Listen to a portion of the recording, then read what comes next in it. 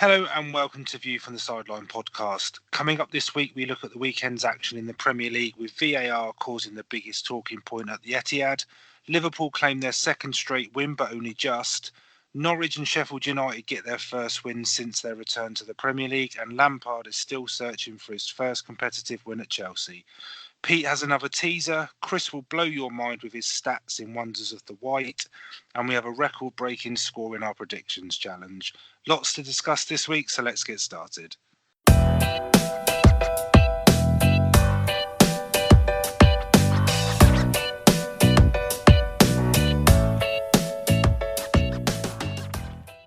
Hello everyone and welcome to episode 2 of View from the Sideline podcast. It's Rich here and as ever Chris is with us. Hello Rich. How you doing? Not too bad, you? Yeah, good week, but good to be back. Good weekend of football, so lots to talk about this week. Just to confirm before we get into the teaser, we are going to confirm the answer to last week's question because we had a bit of a difference of information, say, from some mainstream newspapers, but we can confirm. So the answer was France to last week's teaser, which was the country outside the UK which has supplied the Premier League with most players. So we also put a poll on our Instagram page as well, and France came out on top there. So if you ever needed proof of what the answer was, the answer is France. And just one more point before we get going. So good news for us, Chris, because it's all about us. We have received our first 5-star review on iTunes, which is great news. Whoever's left it, there's no comments, but thank you for the review. Hope you enjoy listening to the podcast.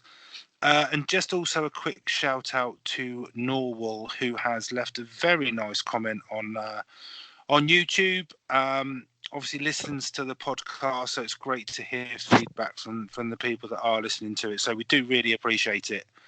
And hopefully it's the first of many. Hopefully we can start building our fan base. So let's get to it. So Pete's teaser this week. Again, we've got audio. We've managed to keep the audio with him. That's how high tech we are. So let's hear this week's question. Okay, Rich, how many Spanish managers have won the FA Cup? Okay, so I think I can cope with that one. I think that's still tricky, but hopefully we can. One springs to mind straight away. One but definitely, yeah. There's got to be more than one. So we'll thanks Pete for that question. Challenging as always, and we'll come back to that at the end of the podcast. So we'll go straight into the Premier League review. I think there's probably only one place we can start from the weekend's action, which would be at the Etihad. So two parts to this, Chris, I guess. So one is the game, one is the handball. Yeah. So where do you want to start? Well, we'll just quickly skim over the game. Quickly. Obviously, not easy coming from behind against Man City, but obviously to do it twice in the same game is quite an achievement for Tottenham, I would say. But it was a good game. Obviously, Man City taking the majority of the actual shots. I think Tottenham only had 3. Was it 2 or 3 shots? Yeah, I think it was 3 in the end. Two of those went in. So obviously that is a good case of actually taking your chances when they come to you. But yeah, no, I thought it was a good game, but obviously highly overshadowed by the VAR decision at the end. Yeah. I mean, I think there's two VAR decisions in it really. One that was looked at, and I'm talking about the penalty when I say the second incident. Yeah. And we should assume that was also looked at, but I'm not sure how that was not given. I've got two minds on this game, because I've got the being a Spurs fan, and then I've got the being a football fan. So for me, it's definitely a penalty. I think if you go back to the World Cup in Russia last year, anything around that sort of offence was being given as a penalty. And it was one of the things going into this season with VAR that I thought there would be an awful lot of penalties given for tussles like that in the box. So for me, that's a penalty. And the handball, I mean, we had it with Bolly, didn't we? The Wolves-Leicester game last week. I feel a bit sorry for Man City. I shouldn't do, because they'll probably win the league pretty comfortably. And I've, as a Spurs fan, going there and getting a point was brilliant. And the conversation, I think, needs to move away from VAR, because the decision is being bannered as VAR's causing the issue, but it's not. It's the rule. How he's meant to. It's purely accidental. I don't even think that it looks almost like he's looking at the ground. So I don't know how he knows the ball's going to hit his hand. But by the letter of the law, if it hits your hand, even if it's an accident, and it leads to a goal, it's going to be disallowed. It's tough. It is a tough decision, and it's one of those. If it goes against you, it is hard to take. But obviously, with the introduction of VAR now, you can't really question it. It is handball at the end of the day. If VAR wasn't there, it probably wouldn't have been noticed. And if you were a Tottenham fan and there wasn't VAR, you probably would have been pretty unhappy. So, but obviously, this is the second time it's happened to Man City against Tottenham now. Obviously, it happened in the Champions League last season, wasn't it? When Llorente scored. But I can't. I almost kind of think that it will even itself out. There's going to be something that's going to come back. And the thing is, Spurs, it's a big talking point at the moment, because it is new in the Premier League. It's a new addition to this season. Give it 6-7 games, and people will it will just be the norm. But I know I've heard some people say that it takes a bit of the character out of the game. But it's one of those, like, people before VAR were always complaining that decisions were going against them when it was a clear foul, clear handball. But that's the thing. That's the thing. Yeah. So it's either one way or the other. Oh yeah. VAR is getting 100% of decisions correct as per the rules of the game. Spurs are almost becoming Man City's bogey side. When there was a good, not to steal your thunder for Wonders of the White later, but there's a stat around the last 4 or 5, maybe even 6 meetings that Spurs have had with Man City. There's only been a goal in it in each game, which, playing City, I think that's pretty good, really. And Spurs have won a few, and obviously got a couple of draws as well. Just on the game, for me, I think we were lucky. Spurs were really lucky. Man City were absolutely on fire, and I think there's a lot of teams that will go to Man City and sort of take a bit of a hiding this year. But we were a bit lucky, but we'll take that point.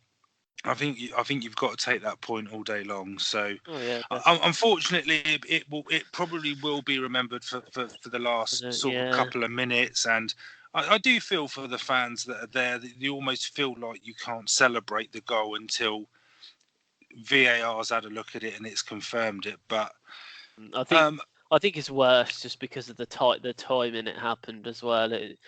If it's the middle of the game, it's not too bad. But literally the pretty much last, I know they did have one more attack after it, but it is probably hard to swallow if you were there in the stadium. You've just celebrated your team winning the game, what you think they've won the game, but obviously for them it to be chalked off. So but Spurs will be the happiest. Yeah, Spurs will be the happier of the two. Definitely, yeah.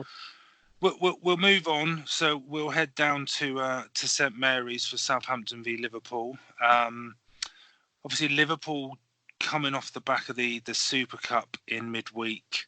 Unfortunately, Chris, you are unable to call Chelsea the best team in Europe. Second best team in Europe? Is that allowed? Well, everybody's Pep Guardiola was calling Spurs the second best team in Europe after runners up. But there you go. So yeah, I mean, Liverpool didn't have a lot of time turnaround wise for this game, but they still got the 3 points with a 2-1 win. There was a few things in this one. The Adrian blunder was probably one of the highlights for me. I think keeper's got it in them, though, haven't they? Yeah, definitely. It's just because he saved a penalty to win them the Super Cup, and then he's made a mistake. Why it's been blown up into such a big thing. But every keeper does it. See, the other thing I would say is Southampton were dramatically better. I know they lost the game, but they were a lot better than what they were last week. Last week they were really, really bad, but this week I thought they played I thought in stages of the game they played quite well. They should have got a point. Danny's missed that. Yeah. I do not know. But I'd agree with you. I think Saints were a little bit better. I thought Liverpool were slightly poorer than they were against Norwich, but I'd almost kind of put that down to a hangover from travelling and that in the midweek. Their defence it concerns me a little bit if I was a Liverpool fan. I think it's almost the same as the Norwich game. Saints went at Liverpool quite hard early on, and they look like they could be a little bit wobbly. Maybe it's just because the start of the season. I'm not sure, but maybe. The one thing for me, Chris, I was thinking about this front three of Liverpool: so Mane, Firmino, and Salah. Who for you is the most important? Because there's a lot of talk about Firmino. Do you think? Because there's a lot of talk about Liverpool's squad being possibly quite light, and if one of those three was to get injured, that they would struggle.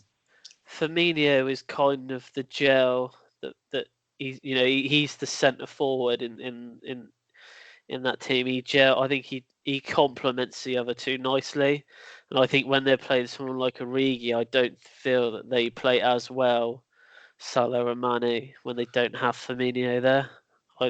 That's my opinion. Mane is scoring a lot of goals at the moment. Don't get me wrong, but I think I reckon Firmino is probably Liverpool's most important player. Yeah, I almost thought that a lot of if you a handful of people that they would go for Salah. Personally, for me, it's Mane. I think he's the one they would miss the most. His goals. I think if he was injured. Goals, yeah. I think I'm not sure what it is with Salah at the moment. He just. He had that really, really good season, didn't he? First season for Liverpool.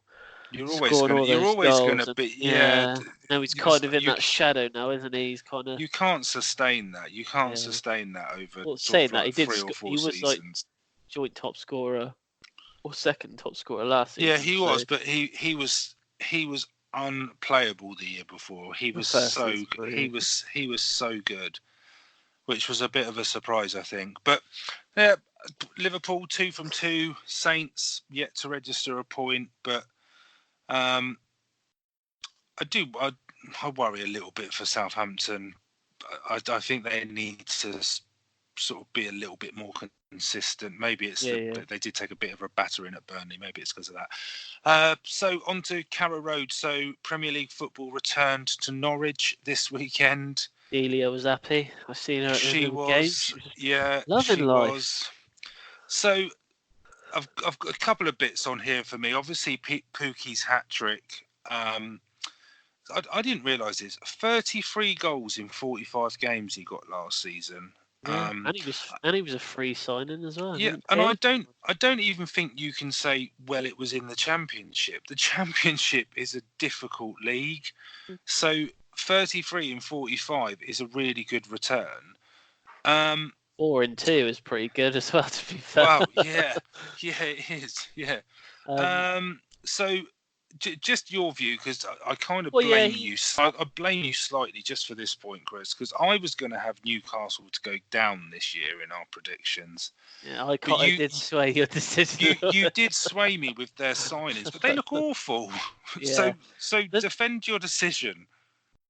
Well, it's a bit hard to at the moment. They do need to sort it out very, very quickly, because the games against Norwich, they are the games that Newcastle need to be winning. Otherwise, they will find themselves in what you thought might happen to them. They could get relegated.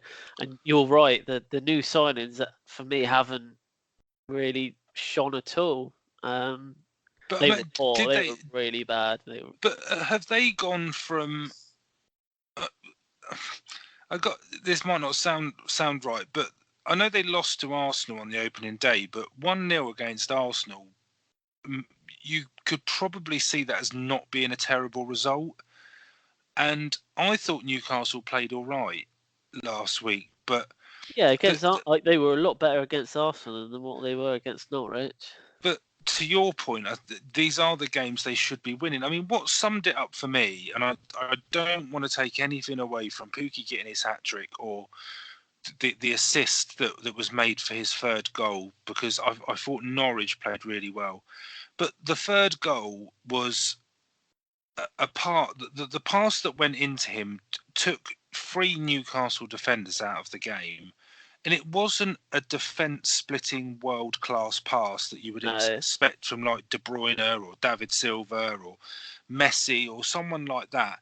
It was a straightforward pass into his feet, but it just took 3 Newcastle players out of the play completely, and they just looked lost at the back. And I mean, they might have even been a bit lucky, to be honest, that it was only 3-1, which I think Norwich play attacking football. They showed that last week against Liverpool. Yeah, they've certainly come up playing the same way that they played. And Newcastle shouldn't have expected anything different. They were poor. I thought they were really poor. And for Norwich as well, like second half against Liverpool last week, they weren't that bad. They were actually quite good. And I think that they've kind of gone on from their second half performance last week and started in the same sort of manner. But I can tell you now, Pukki won't be scoring this weekend anyway. So we'll get that out of your head. No more goals this weekend, please. Good link there, Chris. Oh, so we'll didn't even realise. We'll move on to Chelsea Leicester now. I just want to clear something up with you, Chris, because obviously we've spoke quite a lot. I don't think we've spoken at all about this. Before the podcast. So you said to me earlier this week you're happy with the point because last year Leicester beat you at home, so it's an improvement. Would you please elaborate that you're happy with a point at home to Leicester? So before the game on Sunday, I guess I said to myself in a not so weird way that I'd be happy with a point. They beat us, last year at Stamford Bridge, so getting a point, it wasn't actually that bad, I didn't think. And to be fair, we were probably lucky not to lose the game. So I think if you saw the second half of the match, I think any Chelsea fan would probably say that a point wasn't actually that bad because it could have been a lot worse.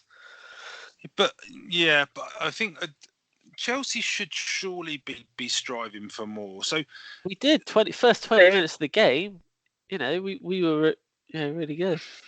You were against United as well, but that didn't turn out too good.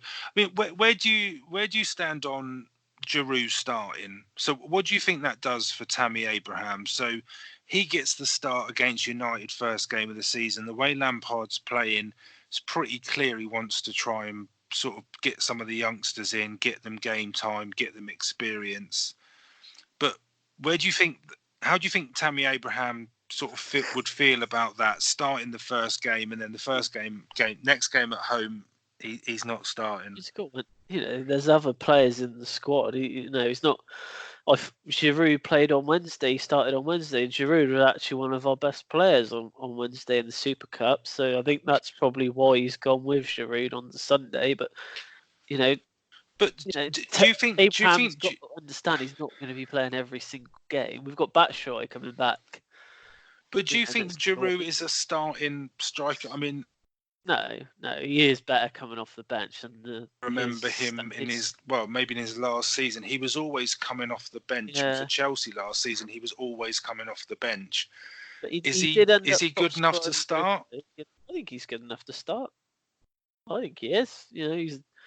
He's someone there that you can target. He's good at bringing the ball down. He's good at holding up the play for players like Pulisic and Pedro running through.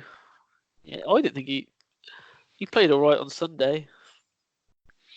I don't want to keep going on about the same subject, but I worry about your goals. I worry where they're going to come from. That's sure. Next week. Don't worry. Well, we'll see. One thing for me that stood out for me in this game was, especially like you say, second half was. I think Leicester probably will feel quite unlucky not to have won the game. Maddison yeah, he should have done. And a lot of their play was coming down their left to Chelsea's right.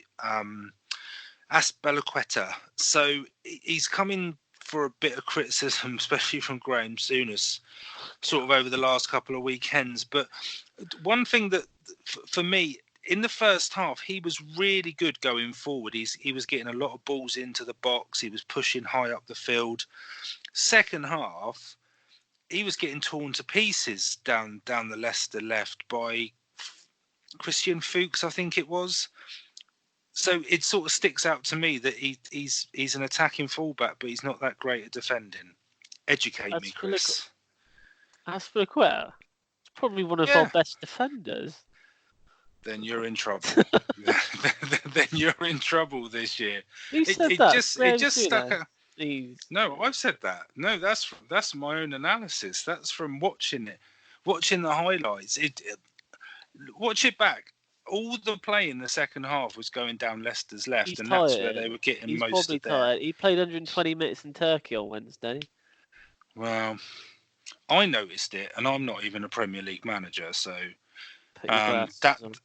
that's where I would have been sort of focusing my play down the left. Right, next. Okay, we have to move on from Chelsea. So we'll stay in London. Arsenal v Burnley. So Arsenal's best start to a Premier League season in 10 years.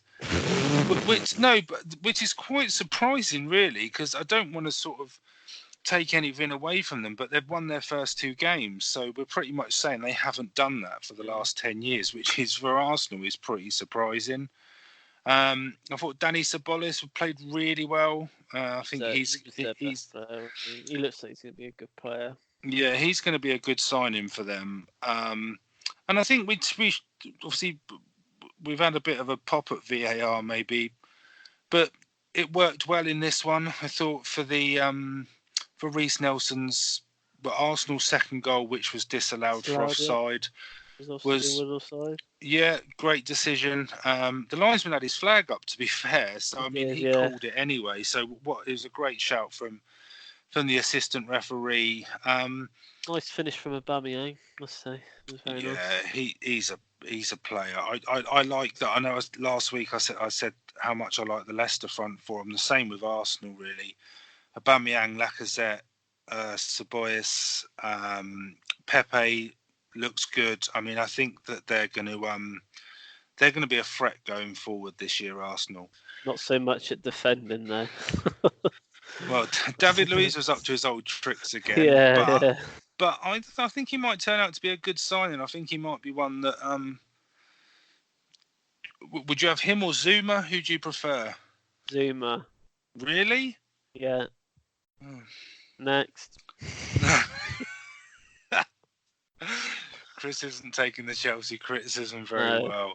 very well. But no, a good win for Arsenal. Burnley, they look a completely different team now. They haven't got Europa League to worry about. Yeah. So I think they're going to do all right this year. It's good to see Nick Pope getting a running goal as well. I thought he played well that game. He kept the score down, but Burnley will be all right. So Villa Park, Bournemouth. Bournemouth were the team that I tipped to go down instead of Newcastle. And they got 4 points from their first 6. So there's no greater way to start a game than giving a penalty away in the first 2 minutes, though, is there? Well, I don't think you can in any league, but in the Premier League, you can't give a team a 2-0 lead within the first 10 minutes and sort of expect to win the game. It's a bit of a. He's got to stay on his line, surely. I'm not sure what he's doing because he's almost like edging out really slowly, trying to usher the player away from goal, and then just sort of takes him out. And then a great goal from, was it Wilson, Harry Wilson? Yeah, I think it was bettered though by Douglas Luiz's goal for Villa. That was a goal. Jesus, that was a goal. But so, question for you, Chris: are Villa the new Fulham? If you look at Sheffield United and Norwich, they've both got points on the board. But I thought they'd be fine this season, but I'm really starting to doubt whether I was actually wrong about that because Norwich haven't signed anyone really, have they? And Villa have brought in quite a few new players. So I mean, they've had pre-season with the players, so it's not as if they've sort of come in and they've only had a week to adjust. I think.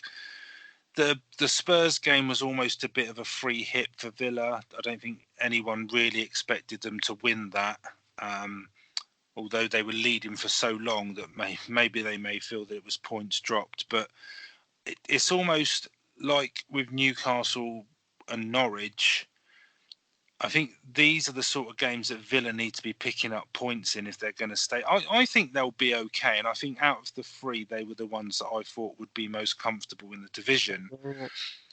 But 2 defeats in a row, I think they've got Everton on Friday night. So I mean, that's not going to be an easy game. If they don't take anything out of that first 3 games, no points. The pressure's going to be on. Maybe John Terry should play. Probably should. Well, you've perked up now. We've praised the Chelsea JT, player. Yeah, mentioned JT. I'm all ears now, mate. So we'll move on to another promoted side in Sheffield United. So just on the point of new signings, Sheffield United had 1 new signing in their starting 11. So the other 10 were all playing for them in the Championship last year. Yeah. First game at Bramall Lane. Back in the Premier League, 1-0. Do you think they deserved it? Yeah, I thought they deserved the win. To be fair, I thought they were I thought Palace were really weak going forward. Same questions that we had last year, really, about their striking options. Benteke. I'm not really too sure about him. I know Connor Wickham came on as well second half, but I know they've got Zaha. But he needs something in there for him to aim for. Benteke just doesn't look that interested, to be fair. But taking nothing away from Sheffield United, a great start for them this season, and I thought they rightly deserved to win that game.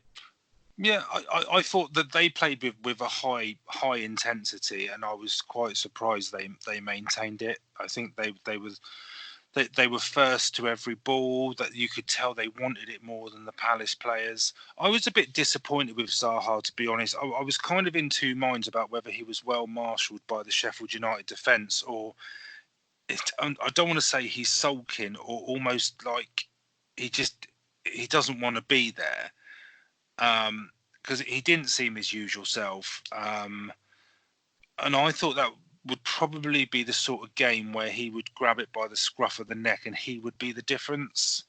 But I don't really think. I mean, some people put the Sheffield United goalie in the team of the week.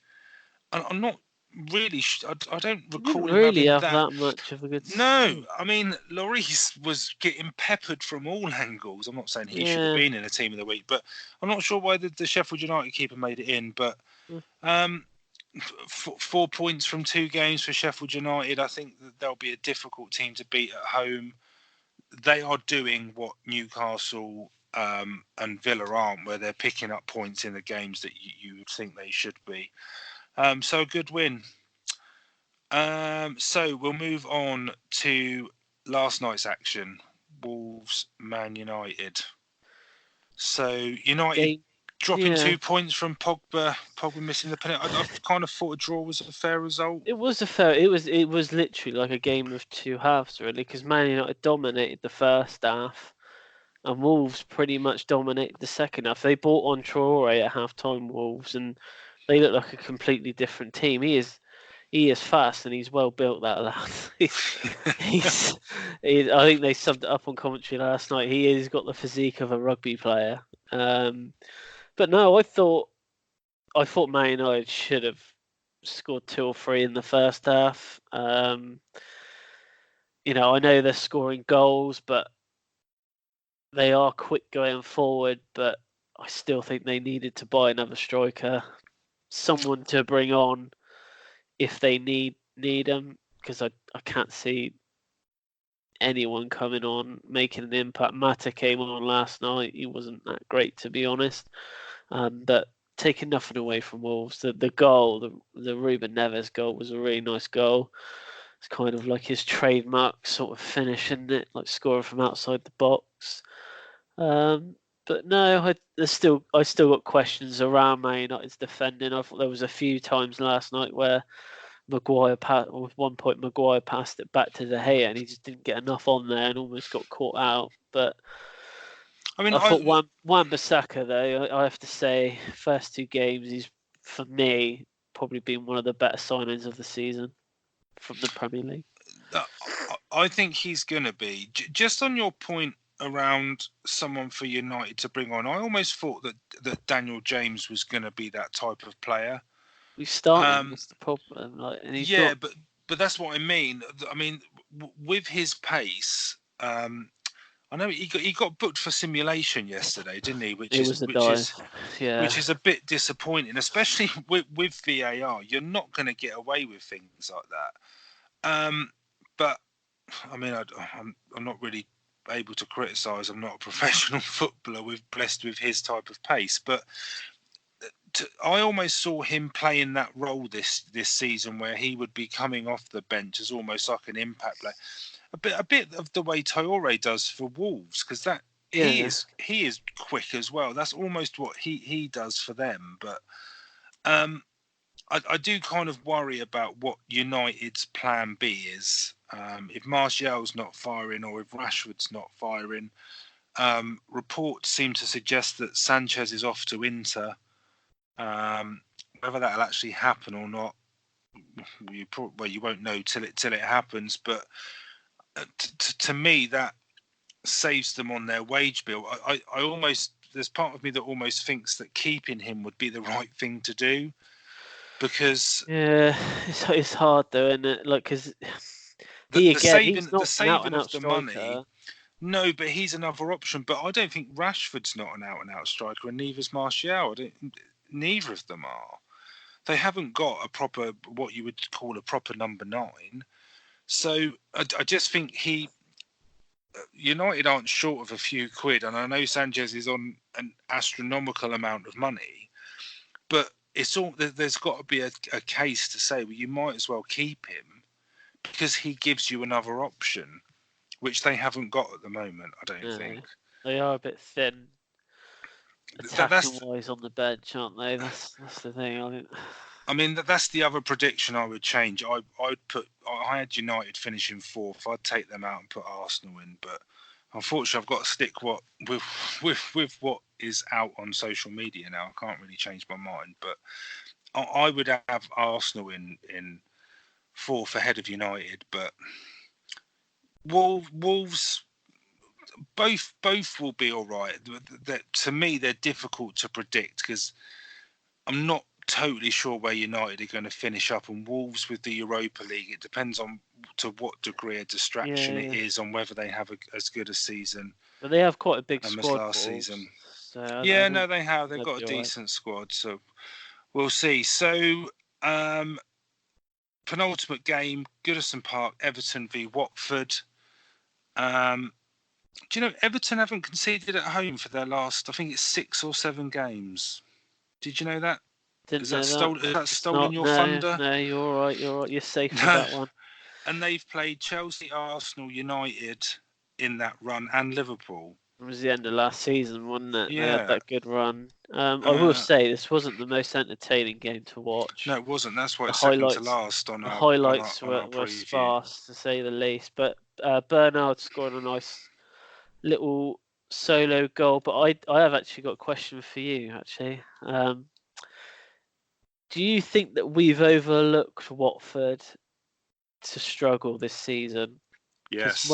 Because when we mentioned at the start of the season teams we thought we would struggle, Watford, I don't think were in that conversation. I didn't personally say them, but they look very low on morale, I would say. They don't look like they're connecting very well. It seems very strange, and I don't think they'll struggle in the regards of they're going to be in a relegation battle. No.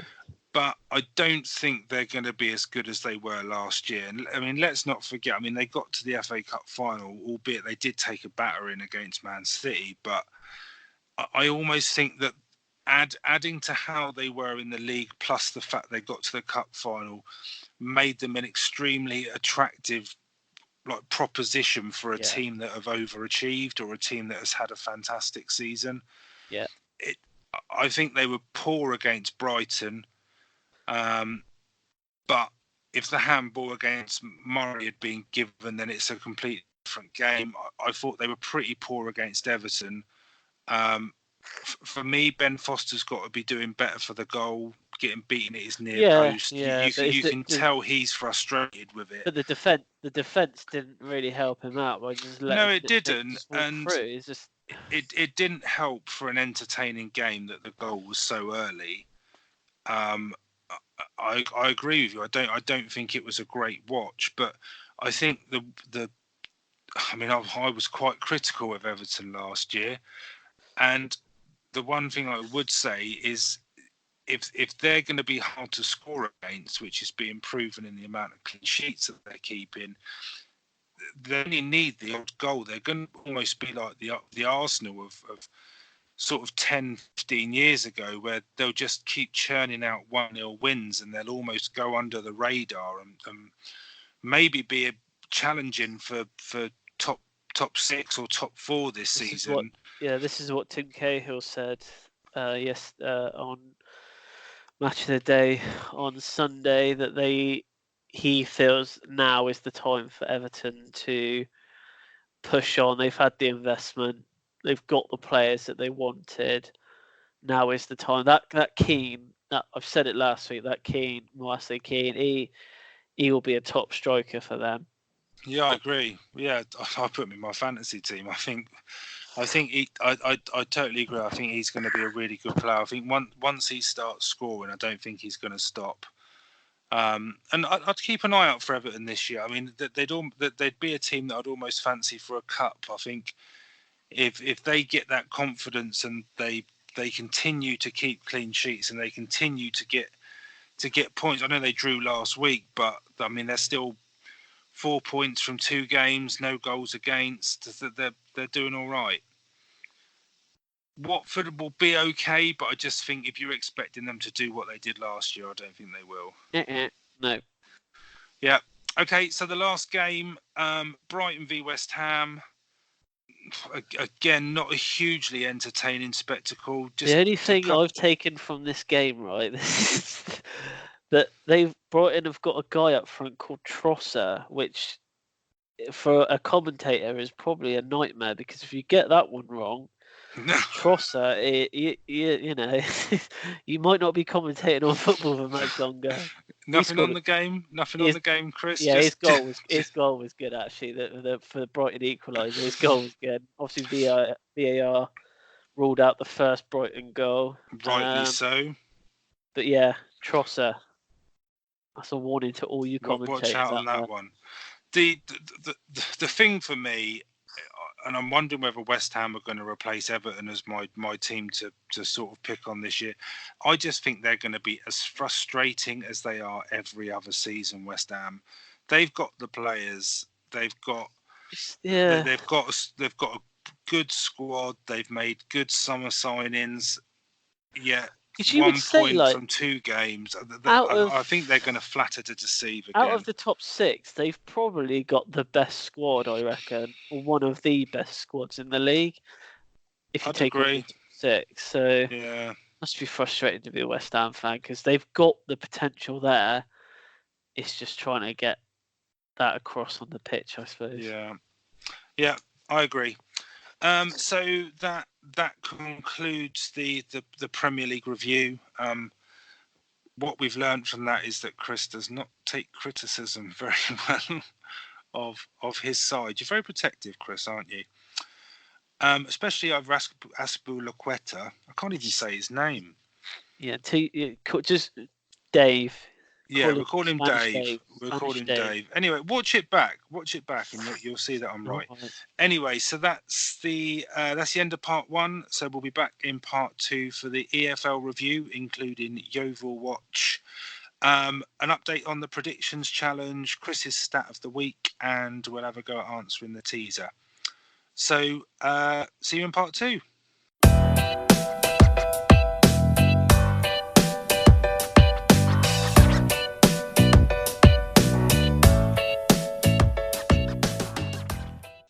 Hello and welcome back to part 2 of View from the Sideline podcast. So we're going to dive straight into the EFL review covering the action from the weekend. So we'll start in the Championship where Sheffield Wednesday and Charlton both lost their 100% records at the weekend.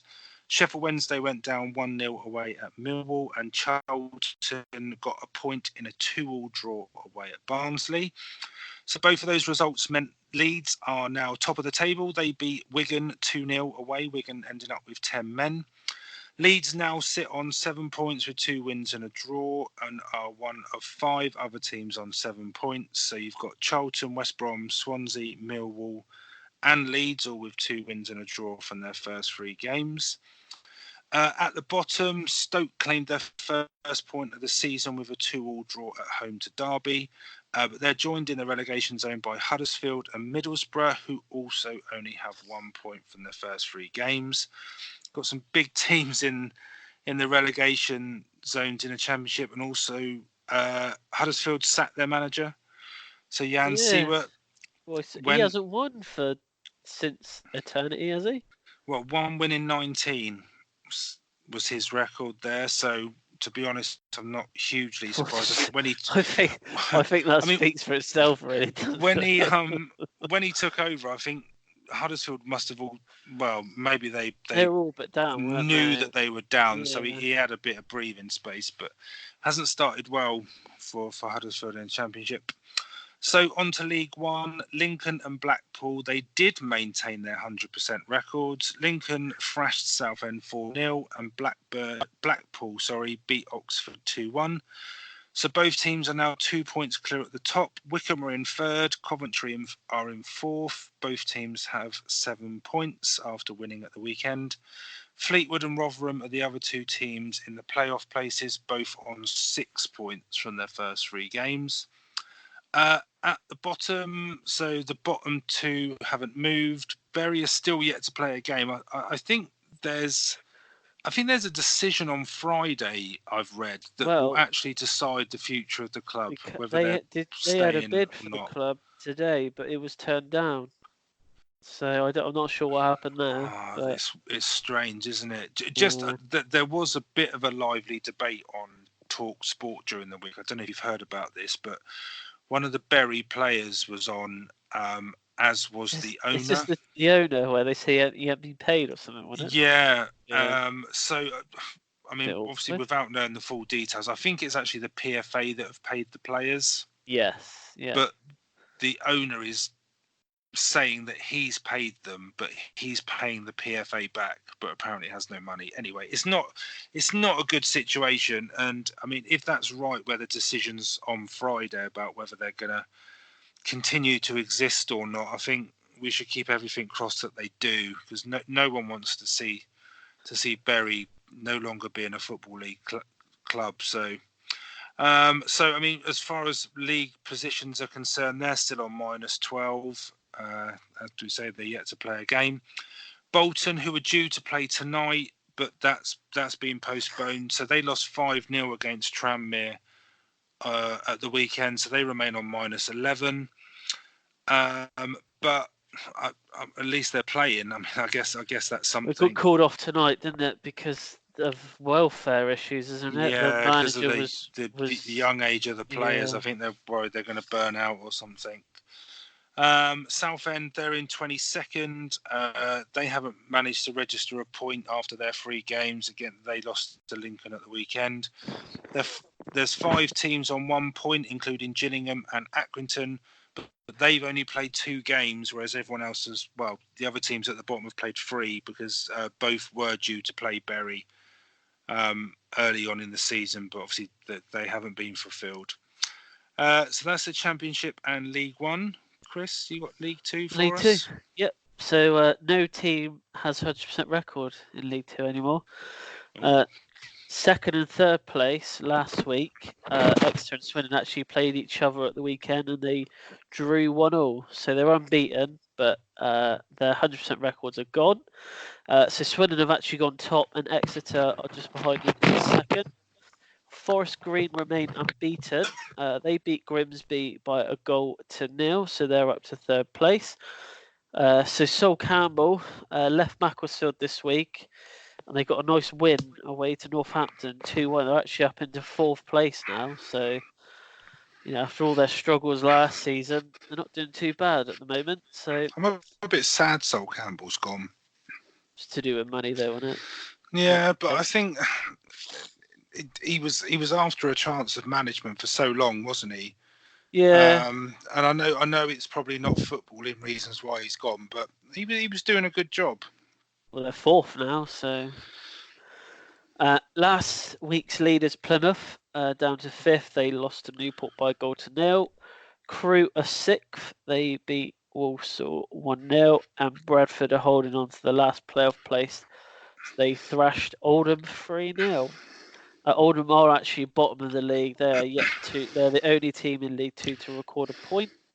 Scunthorpe, the other team in the relegation zone, but they did manage to pick up their first point after a 2-2 draw with Crawley. And Stevenage are hovering just above them, also on 1 point, but no goals scored for Stevenage so far this season. So yeah, so on to the National League. Well, I say National League, just Yeovil. Just Yeovil. As far as we're concerned, they're the only team in the league. So yeah, well, not a great weekend for Yeovil. It was a really, really poor performance. And the worst thing about it is everyone got to watch it because it was on PT Sports. It didn't really show the players didn't turn up for the cameras. Yeah. It was a real chance as well to keep the momentum going after a good start to the season.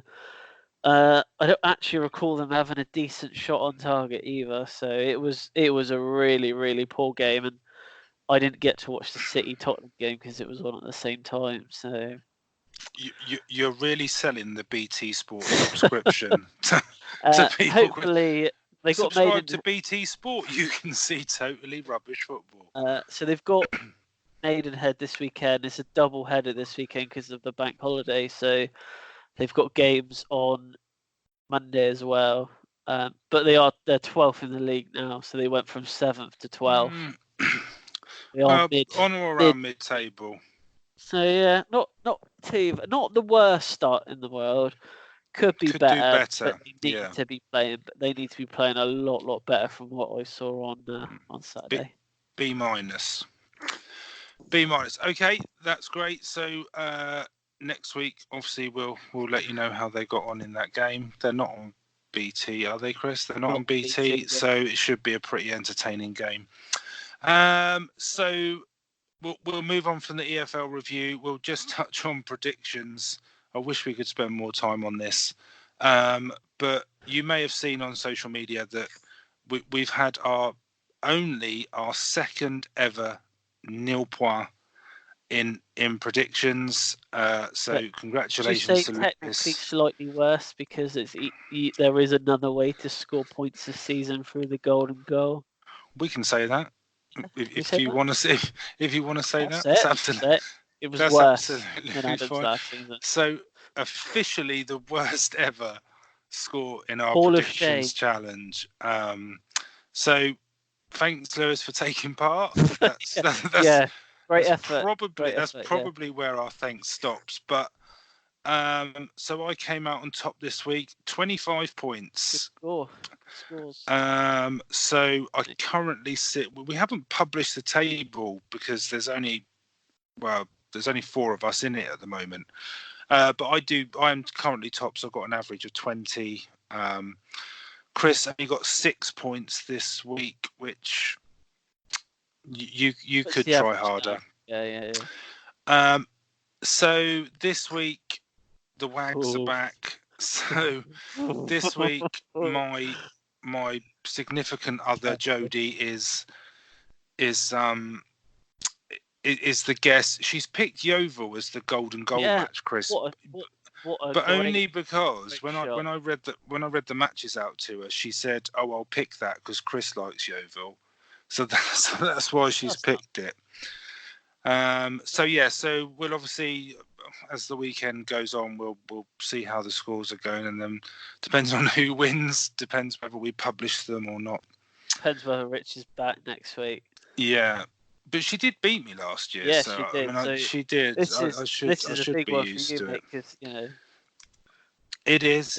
But yeah, it's about the taking part. That's the bit that counts. So that's predictions challenge. To your wife when she beats you. So Chris, the Wonder of White. Wow us. Want some stats? I got some stats. So again, I've got 4 again this week.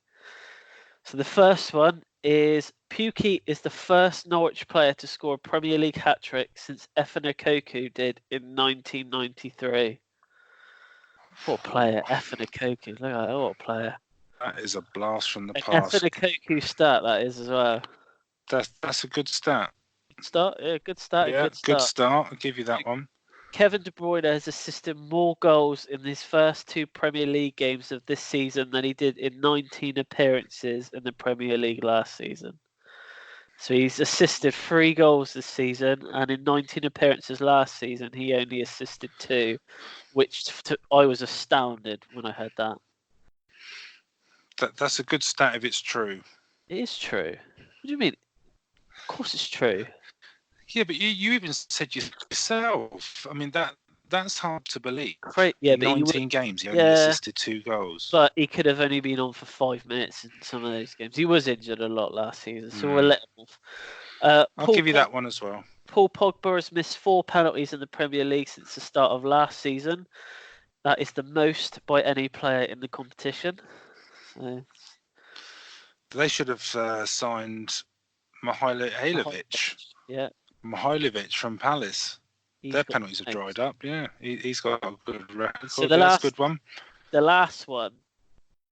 So this is a bit different. So the Corinthians. Is it about Dave, the Chelsea defender? No, it's women's football. No. So the Corinthians women team have equalled the world record for the most top-flight consecutive wins. They now share the record with TNS, and will beat the record if they can beat Sao Jose tomorrow night. What is the record? 16 or 17. Can't remember. Consecutive wins? Yeah. Oh. Well, I tell you what, but City couldn't have been far off that, because didn't they win their last 14? last season. So then West Ham would have been their 15th. Yeah, I think it's 17 or 18, something like that. But yeah, they share the record now. So Spurs are the breaker of records. Oh, well, the record enders. Corinthians women's will hold the world record if they win tomorrow night. And the TNS who currently hold the record, that's the men's team, is it? That's the Welsh, the Welsh, the New Saints, I think that stands for. That's a good one, Chris. So yeah, so I will tweet out four solid stats there. Yeah, let us know how they get on. How they get on if they break the record and what their record actually is. It might be more than that, but I expect you'll be watching it. You watch a lot of football, don't you? Yeah. But in the morning, I don't have anything else to do. Okay, so Wonders of White. It's working well. I like that. There you go. I was a bit worried, but I like it. Your crust will keep you, I think. Oh, thank you. So, how many Spanish managers have won the FA Cup? So we could let's get rid of the. Let's just get him. Okay. He wasn't the obvious one for me. Oh. The obvious one was Pep because they won it last year. Pep, Rafa. Okay. So, this is moving quicker than I thought. Was he at Wigan when they won it, Martinez? He was, yeah. You're good at this. Yes, I just got cramp in my toe. That almost went bad then. Okay, Rafa, Pep, Martinez. Oh, I almost want to stop there. Oh. Because if you think... Well, let's quickly try and whittle it down. So, Arsene Wenger, Alex Ferguson... Is this all time? Did Benitez win it with Liverpool or Chelsea? Liverpool, because they won So then you've had Ancelotti... He won it, Denis, Mourinho, neither of which are Spanish. Ferguson, Arsene Wenger. Who else has been at Liverpool that might have won it? Probably you have to go right back, aren't you? Yeah, but they didn't have Spanish managers then. I think we could. Let's keep with those three. You think those three, yeah? Well, yeah. I mean, in the interest of time as well. Are you on it? I can be. Yep. 2 seconds. So we've got Liverpool, Wigan, Man City. So I think any of the other teams that you could. I mean, it's probably shared between 5 or 6 teams. I'm not sure any. We can take Spurs out of it. Because it was Terry Venables the last time we won it. So Spurs are out. City, Mancini, no. Who's been at City? Pellegrini, Hughes. No, I think we stick with those. Yeah, okay. This might be a bit more difficult to find out than actually what we thought. I think we stick with those. I think they're they're a solid 3. Do you want me to? Yeah, you might have to help because. Okay, I'm on it. Hold on. Right, I'm going right back to 1872 here, so we should have everybody covered. Right, okay, so they're pretty much all English and Scottish. There's one Northern Ireland, Terry Neal for Arsenal in 79, up until Hullett in 97, who was the first foreign coach. So we've got Benitez in 06 with Liverpool. Yeah. Martinez 13 with Wigan. 19 got it. I think we got it right. Yeah, it's those 3. Well, they are Pete. Good teamwork. Done it. Don't say that. We'll get an immensely difficult one next week. Okay, I think we're 2 for 2. 2 for 2. Yeah, because we got France. It was the Daily Fail that got it wrong. Yeah, that is for forever what they'll be known as. Okay, so I think that pretty much covers it for this week. just want to say thanks again to everybody who's listening and subscribing and sort of leaving reviews and that. It's really appreciated. Getting involved. Getting involved. The first episode for this season's gone pretty well, so pretty decent numbers. So yeah, just thanks to everyone. And Chris, I think you've got something to say. Yep. So the podcast is officially 1 year old on Friday. So happy birthday to us. A party. So yeah. So So it's been it hasn't really felt like a year, has it? But so when we next do the podcast, we'll be over a year old. That's something to celebrate. So yeah. Okay, so yeah, thanks again everyone for listening, and enjoy your week, and we'll speak to you next week. See you next week.